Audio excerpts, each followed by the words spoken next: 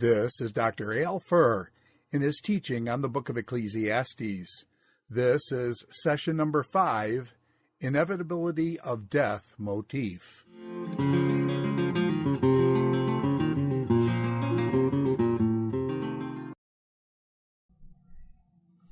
One of the issues that Ecclesiastes is best known for is Kohelet's preoccupation with death.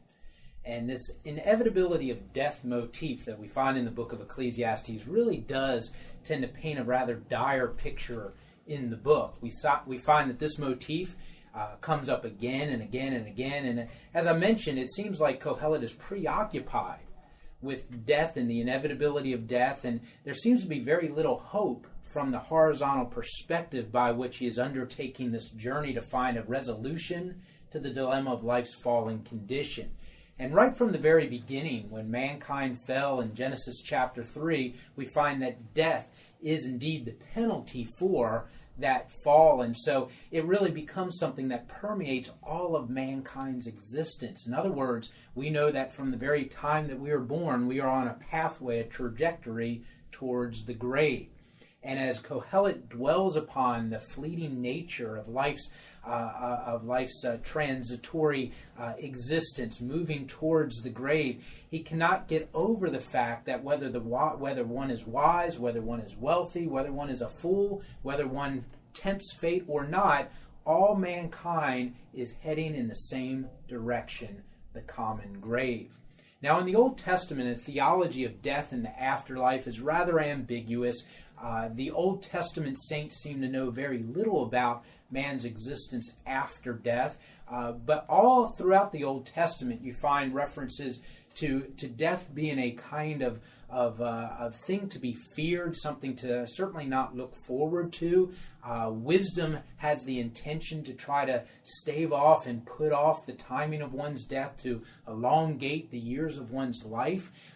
And so in the Old Testament, we do find glimpses regarding a theology of death and perhaps even an afterlife, but these kinds of things are not fully revealed until we get to the New Testament, especially in reference to an eschatological existence for the individual, for mankind after the grave. Now, in the book of Ecclesiastes, you do find the word for the grave or for the afterlife realm in the Old Testament, Sheol, a few times. The word Sheol is found some 65 times in the Old Testament. In the book of Ecclesiastes, the place where I always think of the word Sheol being found is in the 6th of the 7th Enjoy Life refrains in Ecclesiastes chapter 9.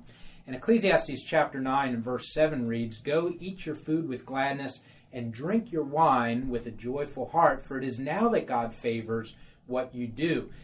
In other words, Kohelet is very much aware of the present being the time of life, because we're all heading towards that place, the grave, where there is no ability to be able to do the things that in the present we are capable of being able to undertake and perform.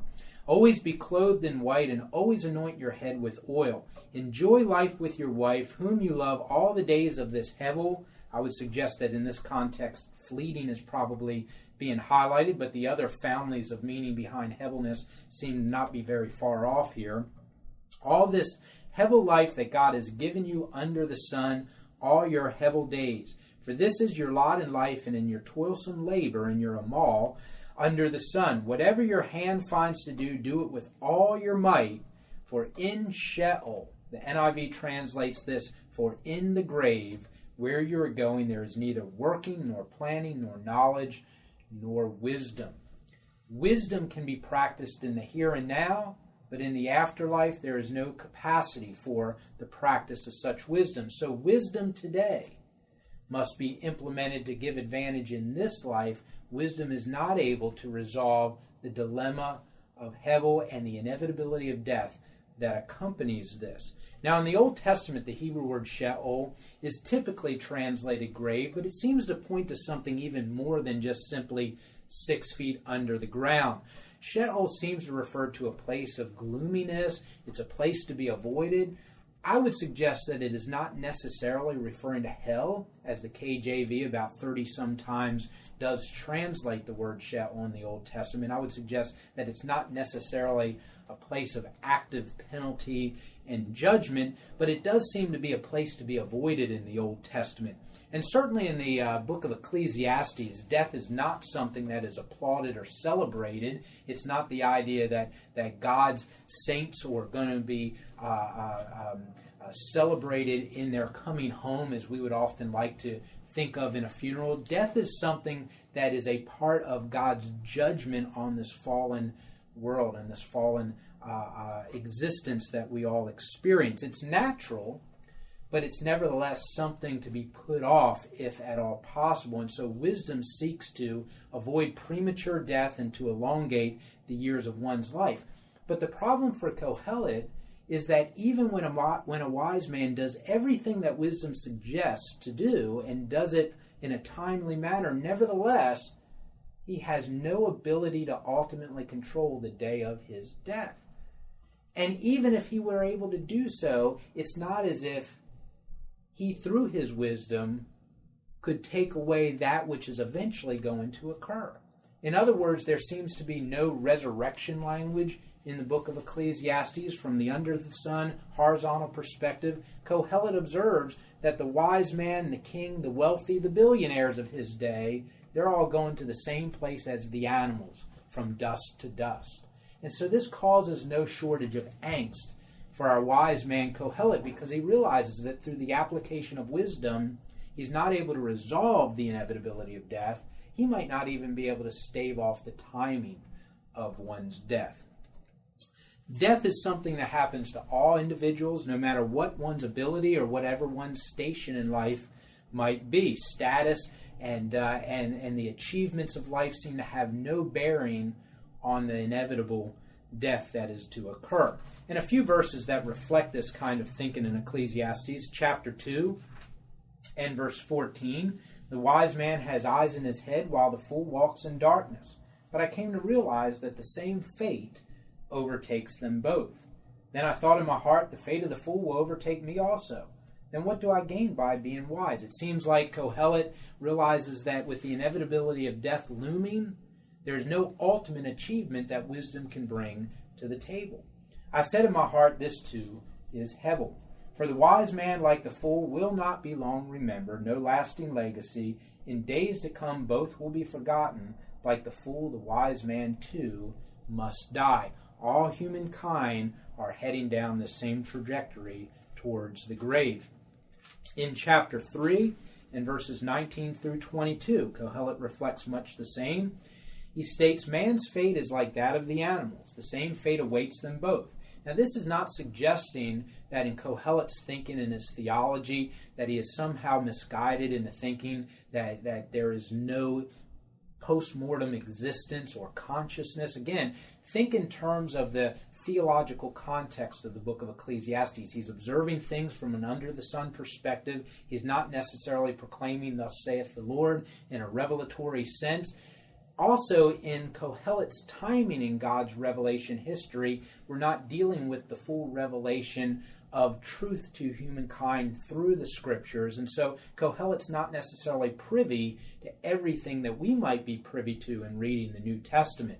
As a matter of fact, I would actually suggest to you, and we'll get into this later on, that Kohelet pushes the envelope forward so far as a theology of death and the afterlife is concerned. There seem to be more hints in the book of Ecclesiastes as to an expectation of some kind of judgment after death than in anywhere that I can think of in the Old Testament.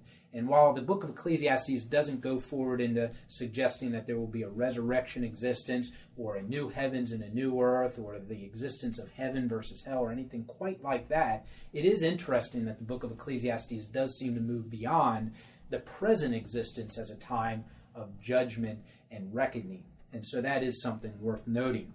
In any case, back to the text of chapter 3, man's fate is like that of the animals, in other words, from dust to dust. In that sense, they're the same. The same fate awaits them both. As one dies, so dies the other. So even someone or something as stupid as an animal that cannot apply wisdom to life, we're all going to the same place, is the point that he's making. All have the same breath. Man has no advantage in that sense over the animals. Everything is hevel.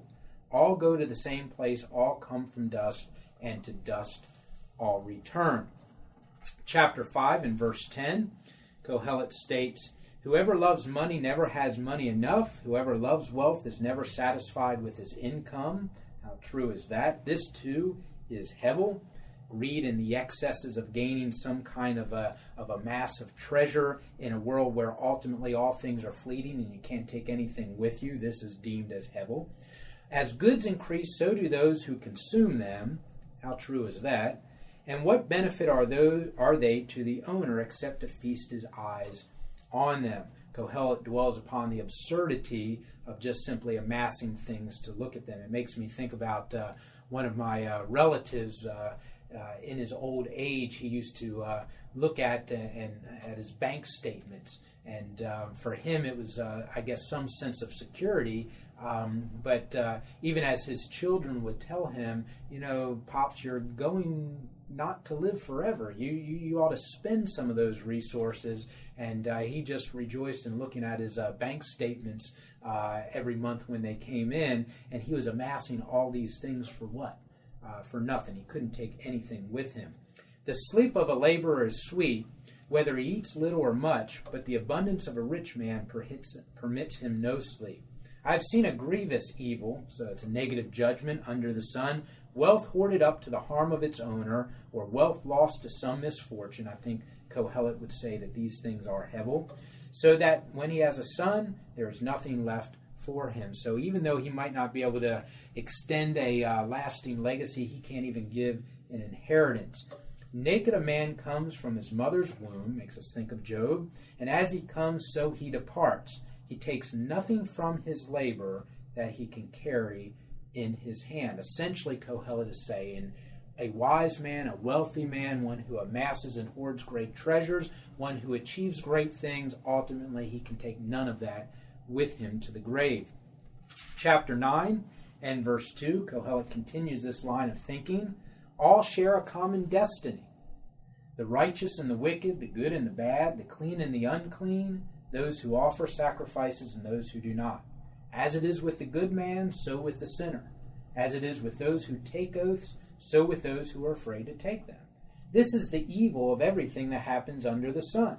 Again, great angst at these observations. The same destiny overtakes all. This is death, the common grave. The hearts of men, moreover, are full of evil, and there's madness in their hearts while they live. They strive, they're anxious to achieve something that ultimately they cannot take to the grave with them, and afterwards they join the dead. Anyone who is among the living has hope. Kohelet definitely has a theology of present possibilities and the wisdom of applying oneself to the present. We still have hope as we live. Even a live dog is better off than a dead lion. Again, Kohelet is not commenting here on the rewards that one might expect in the Bema seat of judgment out of 2 Corinthians chapter 5 and verse 12. Again, that's not within the purview of his thinking. He's thinking from an under-the-sun perspective, not a backslidden or in some way anti-God way of thinking. It's just simply a limited perspective that the wise man applies to his observations in this world. For the living know that they will die, but the dead know nothing.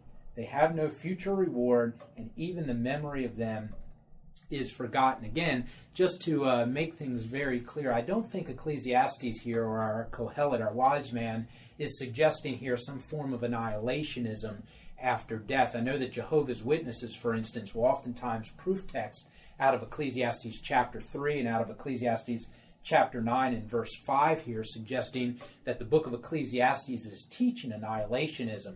I actually remember one time having a conversation with a representative from the Watchtower Bible and Tract Society with the Jehovah's Witnesses.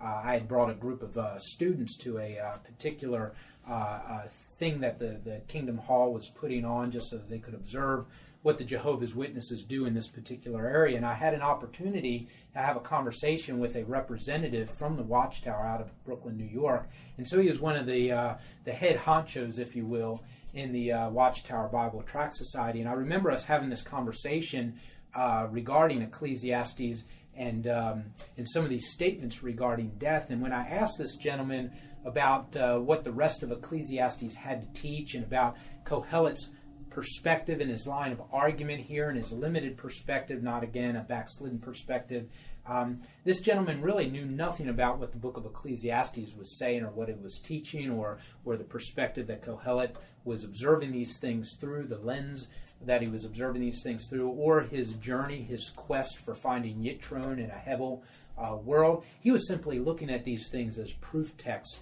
that there would be no kind of conscious existence after life. Again, I don't think that's what Ecclesiastes is saying here. He's just simply saying, as I observe things under the sun, I see that it is good to be alive. It is not good to be in the grave. Wisdom cannot take anything with you. As a matter of fact, wisdom cannot even stave off the inevitability of death. Just as the dog is going to die, so too you are going to die. There's really nothing more to it in Kohelet's line of thinking here. Now, beyond this idea that all die regardless of one's ability, regardless of one's status of life, the second idea that we find reflected in these musings on the inevitability of death is that the timing of one's death is ultimately determined by God. Again, the wise man cannot make a plan and, in effect, take that plan to fruition, timing one's own death, obviously at a more profitable and beneficial period. Taking a look at a survey of verses that seem to suggest as much, in Ecclesiastes chapter 3 and verse 2, if there's any point in the poem on time where it seems that God's determinism is in view, it would probably be in the binary pairing between a time to be born and a time to die. You also find in chapter 7 and verses 14 through 18, the idea of man not being able to control the timing of his death is front and center. When times are good, be happy, but when times are bad, consider God has made the one as well as the other, therefore man cannot discover anything about his future. And then later on, the admonition to not act the fool, to not be overly wicked, tempting fate. In other words, God is going to bring you to judgment at some point eventually. Why die before your time? God might actually snuff you out for the sins that you commit. You've got in chapter 8, verse 7, a very clear statement about man's inability to effectually dictate the timing of his own death. It says in verse 7, since no man knows the future, who can tell him what is to come? No man has power over the wind to contain it, so no one has power over the day of his death. A very clear statement about man's inability and even wisdom's inability to dictate the timing of one's own death. In chapter 8, in verses 12 and 13, we find the same kind of thing. Although the wicked man commits 100 times, still lives a long life, I know that it will go better for God-fearing men who are reverent before God, yet because the wicked do not fear God, it will not go well with them, and their days will not lengthen like a shadow. Again, there is some confidence being stated there, but ultimately it is God who is in control of meting out judgment. And then in chapter 9 and verses 11 and 12, I've seen something else under the sun. The race is not to the swift or the battle to the strong, nor does food come to the wise or wealth to the brilliant or favor to the learned, but time and chance happen to them all. Again, ultimately it is God's sovereignty that dictates the timing of death. Moreover, no man knows when his hour will come, implying there the day of his death. As fish are caught in a cruel net, and as birds are taken in a snare, so men are trapped by evil times that fall unexpectedly upon them. You can be waking up one morning, planning your routine. You might have great plans even for a particular day or for a particular period in your life, but the outcome of those things is certainly not guaranteed, no matter how wisely you might plan and no matter how many ways in which you might plan for contingencies. God ultimately has one up on you. He is the one who is able to determine the day of your death. And so we find in these reflections man's inability and God's sovereignty for sure. We also find that Ecclesiastes suggests that death can be a foil against the quality of one's life, or by which the quality of life might be measured. Again, adding to somewhat the, I don't think Ecclesiastes is necessarily a depressing, cynical, or negative book, but you do find some of these reflections tend to add an air of negativity to the book of Ecclesiastes. Chapter 4, verses 1 through 3, one of the reflections that Kohelet makes as he observes life under the sun. Again, I looked and I saw the oppression that was taking place under the sun. I saw the tears of the oppressed, and they have no comforter. Power was on the side of their oppressors, and they have no comforter. In a heavy world, sometimes we see great injustices taking place. And I think of places like North Korea, or places in the world today where oppression and corruption are the norm. And it seems like one generation after another experiences this. They're born into a corrupt society, and they die within a corrupt society, and they suffer greatly. And it seems as if God is not present. It seems as if sometimes God is not doing anything about it. I think about some of the prophets, the prophet Habakkuk, who said, injustice and violence, don't you see it, God? And eventually God responds to Habakkuk and says, I will work the work in your days that you would not believe, though it were told to you. I'm going to work beyond your wildest imagination. I've got a plan. But Kohelet did not necessarily have that kind of conversation with God that we see in the prophet Habakkuk. Kohelet simply observes that there seems like in this heavy world, injustices are occurring, and there is great suffering, and God doesn't seem to be comforting. And this, of course, causes Kohelet some vexation. And I declared that the dead who have already died are happier than the living who are still alive. Kind of makes me think of Job in chapter 3, where Job laments the day of his birth. He says it would have been better for me as to be a stillborn child than to be suffering this kind of way in which I'm suffering. In verse 3, Kohelet seems to echo the same.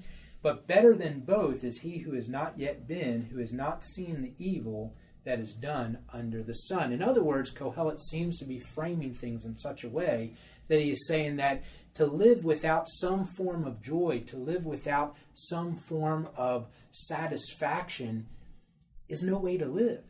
And so as a wise man, he is seeking to find and discover ways in which one might be able to extrapolate joy from this life lived in a fallen world. But it certainly causes the wise man considerable angst to see that there are lives which are lived where there seems to be no joy, but rather only suffering. And so a foil against which the quality of life is measured. Adding to this, we actually see that the inevitability of death is quite a motivation. It's a prod, if you will, towards the enjoyment of life. Now, we'll be exploring the enjoyment of life in the next lecture as a prominent motif in the book of Ecclesiastes. Actually, 7 times the enjoy life refrain is repeated throughout the book. It begins early in the book in chapter 2, extends out towards the end of the book in chapter 11. It definitely seems to permeate the conversation of Ecclesiastes, and measured against the inevitability of death, one finds that death ought to motivate towards present experience. In other words, a wise man will take the proverbial bull by the horns, and he will live life to its fullest.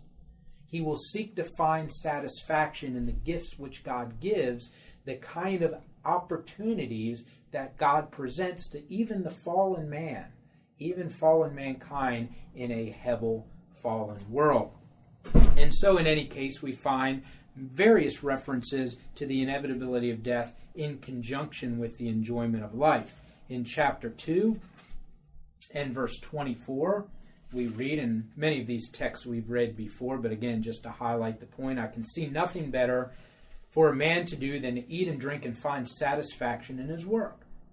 This too I see is from the hand of God, for without him who can eat or find an enjoyment? To the man who pleases him, God gives wisdom, knowledge, and happiness, but to the sinner he gives up the task of gathering and storing up wealth to hand it over to one who pleases God, again hinting at the point that after him There is nothing that he can take with him. And so this too is Hebel, a chasing after the wind. And throughout the Enjoy Life refrains, which we will each be investigating and reflecting upon in the next lecture, we find the inevitability of death to at least be hinted at, if not to be explicitly stated. As a matter of fact, probably the best example of the inevitability of death as a prompt and as a motivator for present activity and experience is found in chapter 9 and verses 7 through 10. Go, eat your food with gladness and drink your wine with a joyful heart, for it is now that God favors what you do. Always be clothed in white, and always anoint your head with oil. In other words, look for opportunities to draw enjoyment from the present experience of life lived. Enjoy life with your wife whom you love, all the days of this Hebel life that God has given you under the sun, all your Hebel days, for this is your lot. I would suggest that this word helic ought to be translated allotment. I take it in a very positive way, and we'll explore that in the next lecture.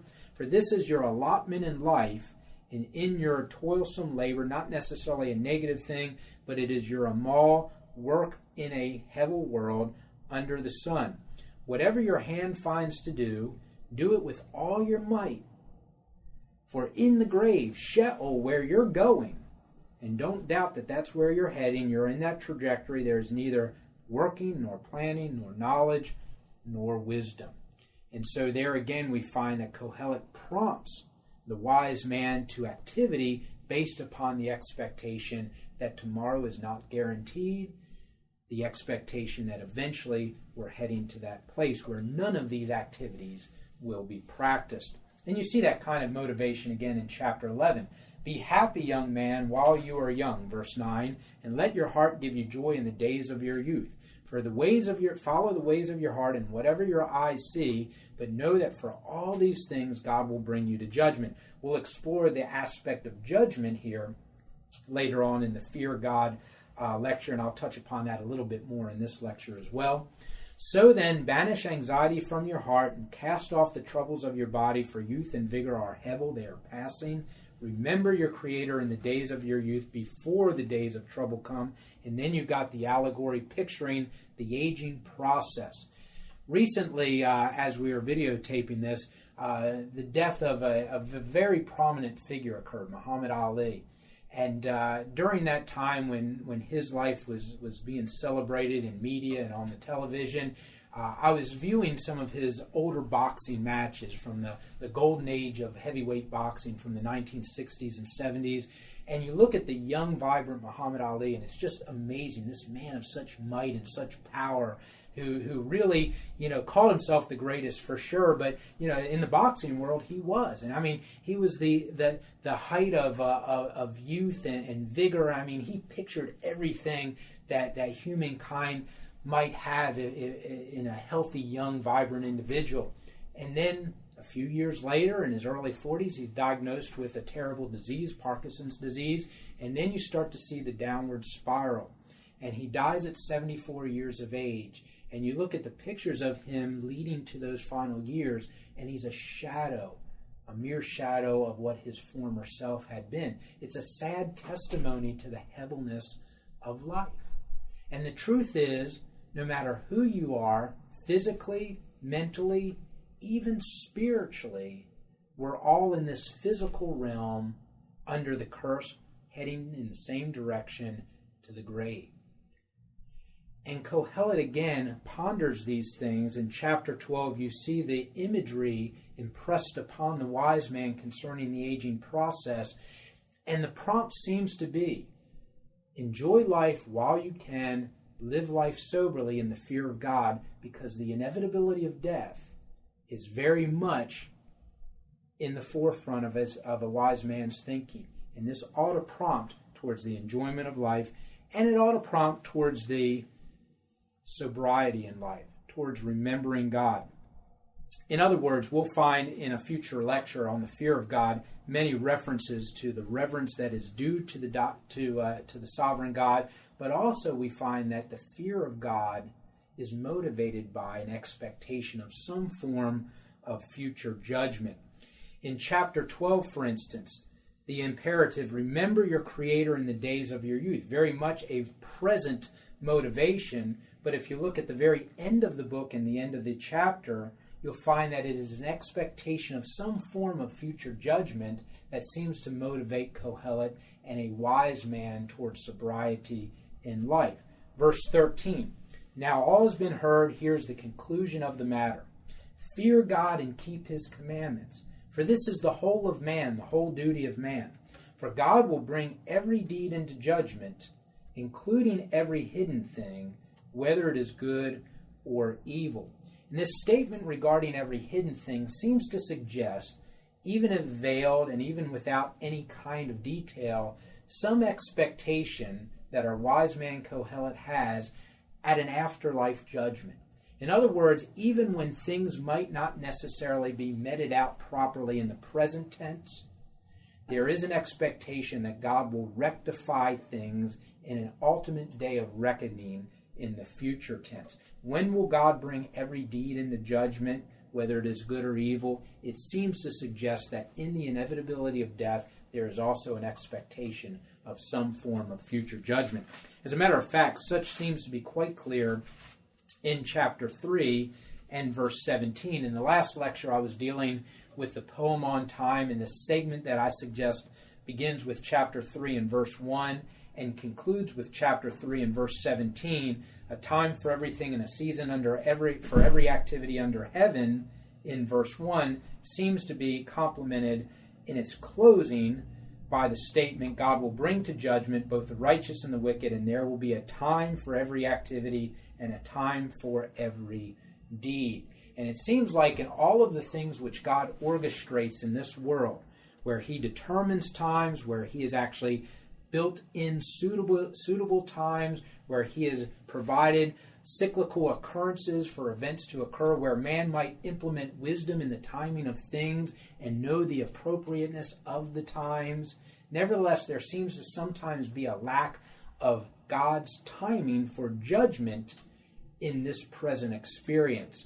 And yet Kohelet seems to be resolved to the expectation that God will one day make things right, rectify wrongs, and that there will be a time for man to answer for the deeds which he has done. And so in the afterlife, there seems to be this expectation. It's veiled for sure, but it does seem to be pushing the envelope forward in Kohelet's theology of death and the inevitability of death.